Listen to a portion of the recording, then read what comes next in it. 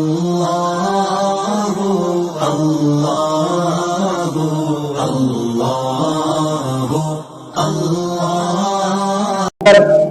143 के अंदर अल्लाह सुब्हानहु व तआला इरशाद फरमाता है वकज़ालिका, और इसी तरह जअलनाकुम, हमने तुम्हें किया उम्मतन, उम्मत वसतन, बेहतरीन उम्मत, अफजल उम्मत, लितकूनु, ताकि तुम हो जाओ शुहदा, गवाह, अलन्नासी, लोगों पर, ताकि तुम लोगों पर गवाह हो जाओ, वयकूनुर रसूल, और हो जाए रसूल, अलैकुम, तुम पर, शहीदा, गवाह, ताकि तुम जो लोगों पर गवाह हो जाओ और रसूल जो हैं वो तुम पर गवाह हो जाएं।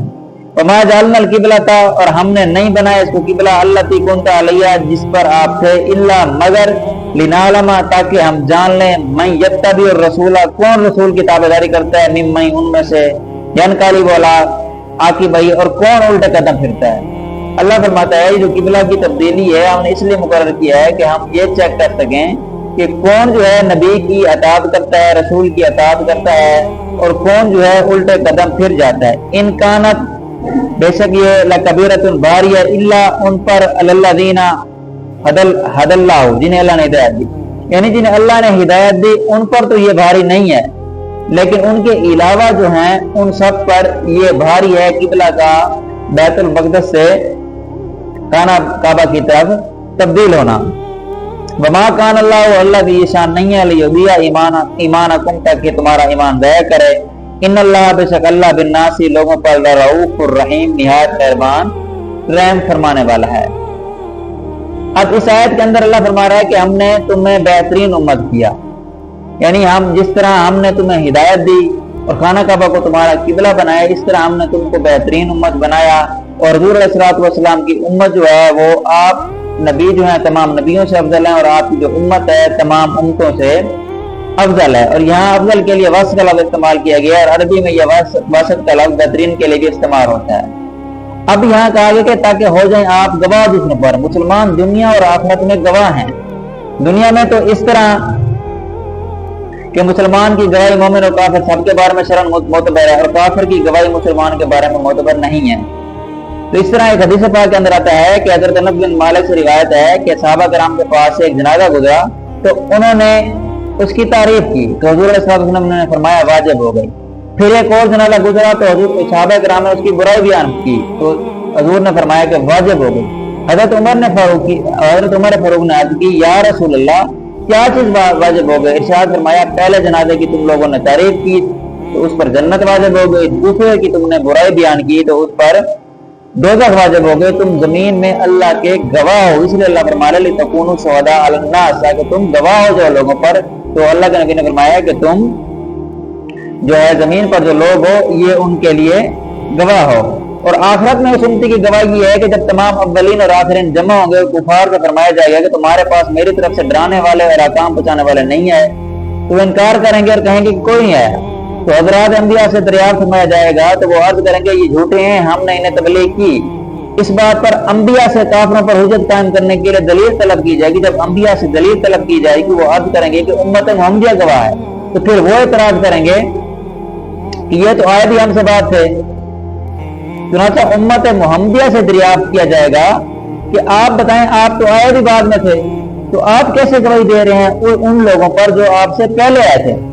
तो वो अर्ज करेंगे, या रब, तूने हमारी तरफ अपने रसूल मोहम्मद मुस्तफ़ा सल्लल्लाहु ताला अलैहि वसल्लम को भेजा, कुरान तक नाज़िल फरमाया, उनके जरिए हम कतई और यकीनी तौर पर जानते हैं कि हज़रात अंबिया ने कामिल तरीके से अपनी जो तबलीग थी, अल्लाह ताला के अहकाम थे, वो अपनी उम्मतों तक पहुंचाए। तो हुज़ूर अलैहिस्सलातु वस्सलाम इनकी तस्दीक फरमाएंगे।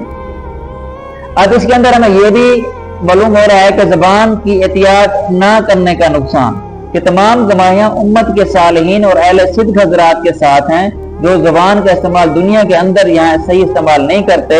सही हदीसों के मुताबिक रोज़े क़ियामत में ना वो शफाअत करेंगे और ना ही वो बतौर गवाह होंगे। जो शफाअत और गवाही का जिक्र है उनके लिए है जो दुनिया की जिंदगी के अंदर जो है ये सारा काम सही करते हैं, और रसूल उन पर गवाह होंगे। अल्लामा इस्माइल हकीस के बारे में फरमाते हैं कि हुज़ूर अलैहिस्सलातु वस्सलाम की गवाही ये है कि आप हर एक के दीनी रुतबे اور اس کے دینی حقیقت پر مطلع ہیں، یعنی حضور علیہ الصلوۃ والسلام ہر شخص کے دینی رتبے اور اس کی جو دین کی حقیقت ہے اس پر مطلع ہیں۔ یہ بات انہوں نے روح البیان کے اندر نقل کی ہے کہ آپ علیہ الصلوۃ والسلام اس چیز سے واقف ہیں جو کسی کا دینی رتبہ بڑھنے میں رکاوٹ ہے۔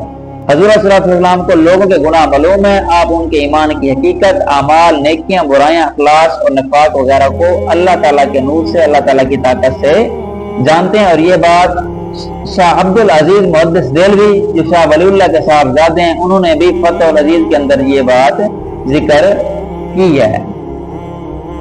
اب اس کے اندر ایک بات یہ بھی معلوم ملتی ہے کہ نبی کی جو گواہی ہے وہ قطعی اور حتمی ہے۔